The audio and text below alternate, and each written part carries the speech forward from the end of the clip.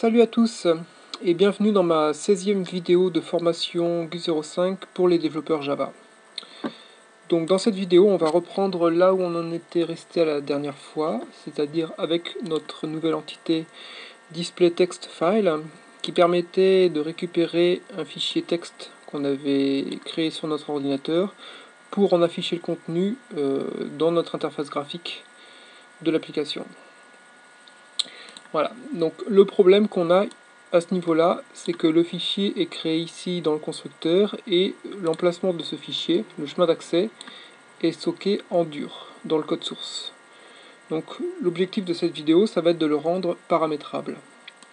Alors pour cela, on va devoir créer une nouvelle propriété de l'application. Donc on va dans le fichier prop, voilà.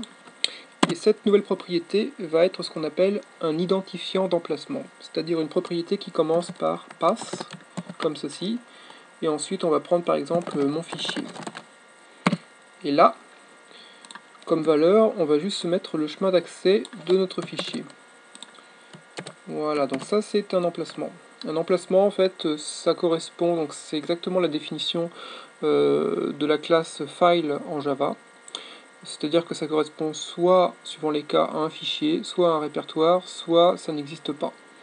Donc ça veut dire que l'emplacement ne correspond à rien sur l'ordinateur.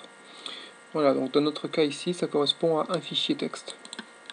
Une fois qu'on a créé cet identifiant d'emplacement, on revient sur notre code source de l'entité, et on va avoir recours à une nouvelle classe du framework, que je vais vous montrer tout de suite, qui s'appelle FileProvider. Cette classe se trouve dans, voilà, framework ressources, et est ici.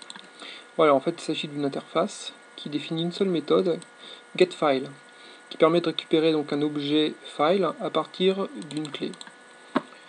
Voilà, donc première chose qu'on va faire ici, c'est récupérer un file provider à partir du gestionnaire Cassia. Donc on va faire une nouvelle variable de classe de type FileProvider, voilà, qu'on va appeler fp, et on va la récupérer dans notre constructeur, voilà, égal FileProvider comme ceci, à partir donc toujours de la classe outside et de sa méthode ressources. Voilà, donc là on fait un appel vers le gestionnaire, et l'identifiant d'appel qu'on va utiliser, ce sera app.fileProvider.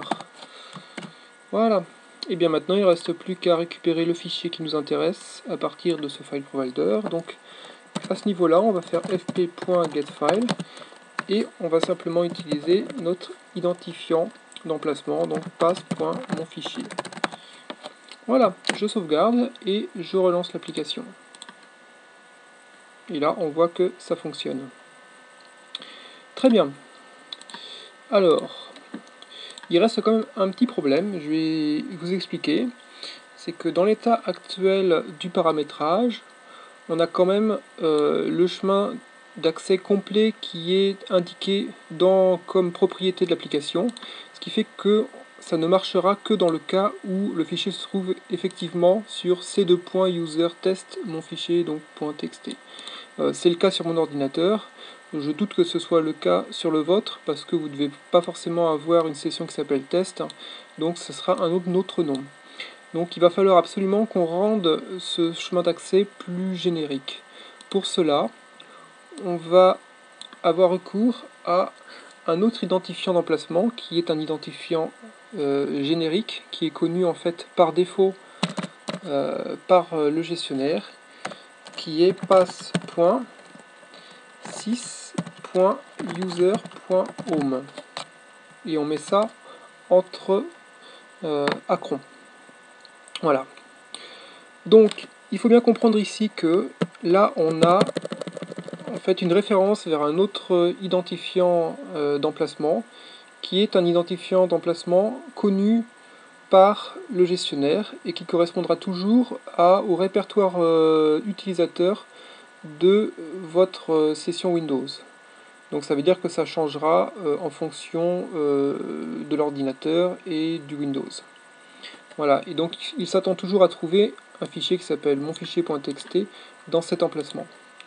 Bon, je vais juste sauvegarder, relancer pour vous montrer que ça marche toujours. Voilà, bon. Mais il faut bien que vous compreniez que maintenant, grâce à ce paramétrage-là, ça marchera aussi sur votre ordinateur, en supposant que vous ayez un fichier qui s'appelle monfichier.txt dans votre répertoire utilisateur.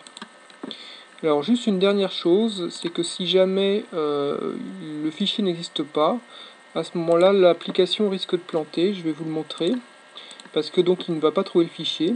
On va faire le test.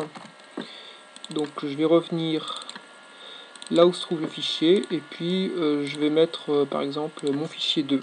Voilà. Donc j'ai fait ça, je relance l'application.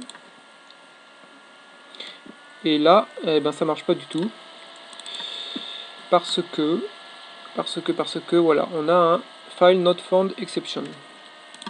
Et évidemment, si je remets le bon nom, mon fichier.txt, là, ça va de nouveau marcher. Ok.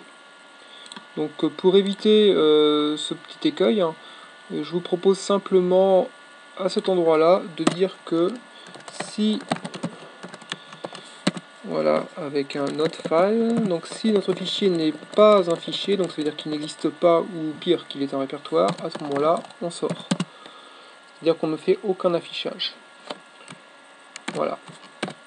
Et cette fois, donc, si par exemple on supprime le fichier même, voilà, le fichier n'existe plus.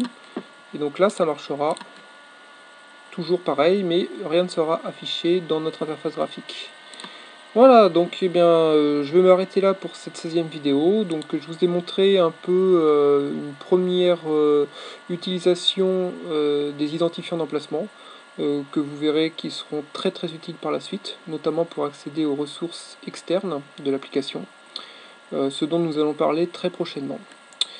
Merci et je vous dis à très bientôt.